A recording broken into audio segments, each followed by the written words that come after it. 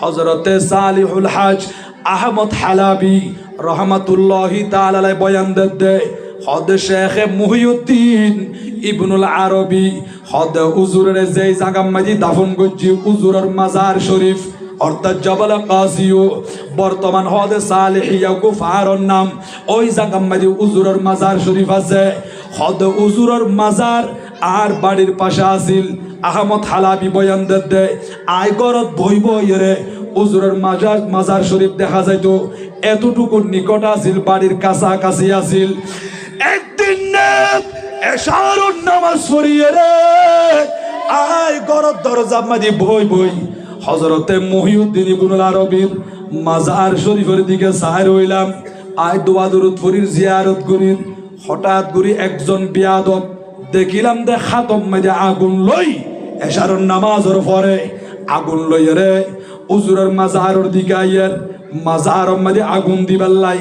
মাজার ফুরি ফেলাই বেল্লাই মাজার শরীফ ধ্বংস করি বেল্লাই বড় গ্রহণ নাউজুবিল্লাহ। ওলিয়া আল্লাহ বিয়াদবি করলি ই বললে যুদ্ধ ঘোষণা করে গেছে আর লা মুকানুর খোদা মানা আদালি ওয়ালিয়ান ফাকাদ আযানতুহু বিল হারবি আর খোদা বান্দা বেরে ডাকে ইয়া যারা আর ওলিয়া আল্লাহ দুশমনি করিবি আসুনা আই খোদা তোর আল্লাহ যুদ্ধ ঘোষণা করিলাম এখন আল্লাহ ওলিয়া আল্লাহ শান মাদি বিয়াদবি করা যাইতো নয় জিবা ওলি শান মাদি বিয়াদবি করিব খদ ইবা তো দুনিয়া তো ধ্বংস আখিরাত মাদি ধ্বংস বড় গ্রহণ নাউজুবিল্লাহ। আল্লাহর ওলিয়াল আসার নাকি নাই ওলিয়াল যদি নয়তো বলি বাংলাদেশের মাঝে ইসলাম পাইতাম না পাইতাম এন আল্লাহর ওলির মাজার শরীফ আজার হদাহাতম মাঝে আগুন আছে